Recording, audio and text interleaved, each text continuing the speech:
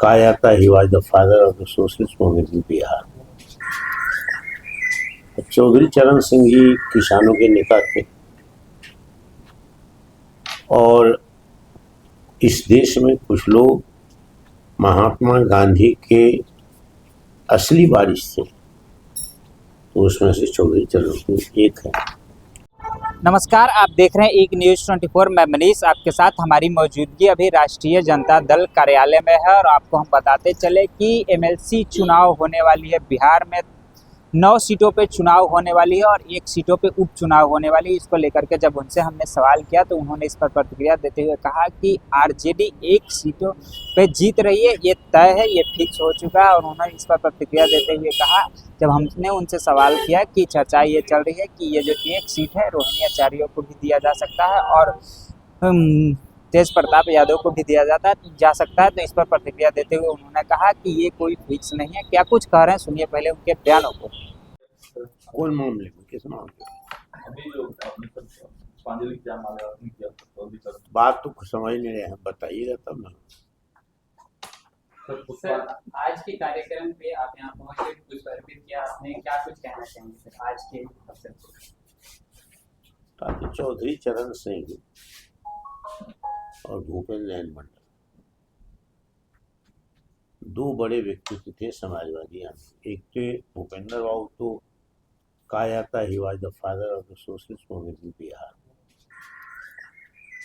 चौधरी चरण सिंह जी किसानों के नेता थे और इस देश में कुछ लोग महात्मा गांधी के असली वारिस थे, तो उसमें से चौधरी चरण सिंह एक है। इसलिए दोनों आदमी के समय में हमने काम किया है। भूपेंद्र बाबू के सानिध्य में रहे हैं। चौधरी साहब के लोक दल के समय जो राष्ट्रीय अध्यक्ष थे, तो मैं बिहार के 5 महामंत्री थे लालू जी सहित, तो उसमें से हम भी एक महामंत्री थे। चौधरी साहब बहुत ही ईमानदार और निर्भीक व्यक्ति थे, राष्ट्रीयता के सवाल पर कठोर विचार वाले थे। कम समय मिला है उनको, अगर उनको समय मिलता तो आज़ादी के बाद जो जनता तक पहुंचाने वाला जिनका काम था, देश को मजबूत करना, चौधरी इस समय पहुंचा। भूपेंद्र नारायण मंडल जी पेशे से वकील थे, फ्रीडम फाइटर थे। वकालत उन्होंने छोड़ दी उसी समय में और कूद पड़े आंदोलन में।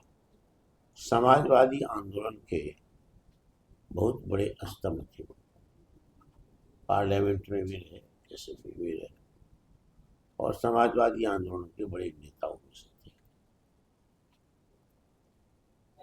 उनके मूर्ति पर आज पुष्पांजलि अर्पित करने में बहुत आत्मबोध होता है, प्रसन्नता।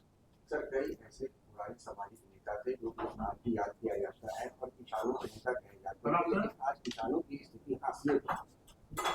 बात आप सही कह रहे हैं। वो किसानों के नेता थे और कहते थे जब तक किसानों का उद्धार नहीं होगा, उन्नति नहीं होगी, तो देश की तरक्की नहीं होगी। साबित हो रहा है किसानों की आय की भागीदारी घट गई है राष्ट्रीय उत्पादन में।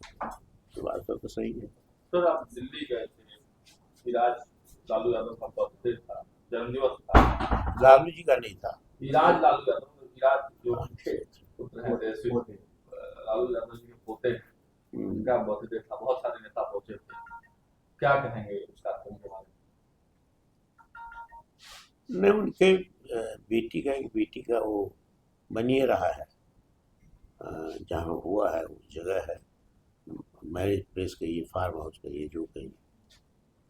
गाजियाबाद में अनडेवलप्ड इलाका है, यद्यपि अटारखानाएँ बन गई है, बड़ी बड़ी मकान बने हैं। तो पारिवारिक कार्यक्रम था, तो उसमें तो सब लोग थे परिवार के साथ। नहीं भी पहुंचे आप?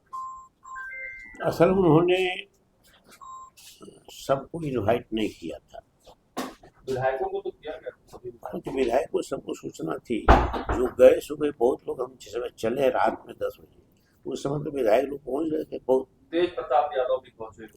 हाँ, हमने देखा लालू जी को बगल में बैठे थे। तो क्या एक लग रहा है चर्चा चल रही है कि तेज प्रताप यादव जी एमएलसी जा सकते हैं आपकी पार्टी से। भाई ये मामला अभी नहीं है मेरे सामने, मैं नहीं जानता हूँ कौन एमएलसी होंगे कौन एमएलसी होंगे, पार्टी तय करेगी। क्या आरजेडी जेजेडी का गठबंधन संभव है? अभी तो नहीं कुछ दिखता है, संभव तो सब कुछ राजनीति में होता है, राजनीति में कोई चीज असंभव नहीं है। आपसे कोई बातचीत तेज प्रताप यादव जी से कुछ हुई? किनकी? तेज प्रताप यादव हमसे क्यों बात करेंगे, हमसे तो कोई बात नहीं। हमारे सामने बैठे थे हम, लालू जी के बगल में वो थे, पिताजी के, अपने पिताजी के बगल में, आरजेडी की ओर अब बगल में हम थे, ये ऐसे था सोफा। आरजेडी की ओर से सर विधान परिषद के सदस्य के लिए किसी के नाम होने पे कोई चर्चा हो रही है, क्या लग रहा है? नहीं सब एक सीट तो बनेगा हमारा, सर एक सीट तो हम अपनी ताकत से बनेगा ना। अब एक दो, हम तो 36 की 37 है, 36। तो क्या सर उस सीट पे आरजेडी का ही कब्जा होगा या फिर मान लीजिए तेज प्रताप आपके पास आते हैं तो फिर तेज प्रताप को प्रमोट किया जाएगा? नहीं, एक तो थे ये लालजी, सॉरी, आरजेडी का जो सीट है उसके हिसाब से आरजेडी को मिलना चाहिए, आरजेडी का बनता है। बांकीपुर के संबंध में क्या बांकीपुर भी आप लोग लड़ेंगे? बांकीपुर हम लड़ेंगे, बांकीपुर तो हमारी सीट है, हम लड़े थे।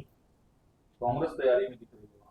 अब इसके बारे में हमको नहीं जानकारी है, पार्टी को जानकारी नहीं है। सर एक सवाल रह गया सर, रोहिणी आचार्य जी उस मौके तो जी हाँ, आपने सुना, उन्होंने इस पर प्रतिक्रिया देते हुए कहा कि हमें इसका ज़्यादा जानकारी नहीं है कि ये रोहिणी आचार्य को टिकट दिया जाएगा या तेज प्रताप को दिया जाएगा, लेकिन ये तय है कि आरजेडी की जीत होगी। और उनसे जब सवाल किया गया कि आपके इजाज़त के बगैर कार्यक्रम यहाँ किया जाता है, तो इस पर भी प्रतिक्रिया देते हुए उन्होंने कहा कि ऐसा कुछ नहीं है। और उनसे जब सवाल किया गया कि आप राष्ट्रीय अध्यक्ष के कांटेक्ट में रहते हैं, तो उन्होंने कहा कि ऑफ कोर्स ये सही बात है, होना भी चाहिए ऐसा। उन्होंने कहा कि हम प्रदेश के अध्यक्ष हैं और राष्ट्रीय के अध्यक्ष जो हैं उनसे हमारी कांटेक्ट होते रहती है। तो ऐसे ही तमाम खबरों के लिए बने रहें एक न्यूज़ 24 के साथ। धन्यवाद।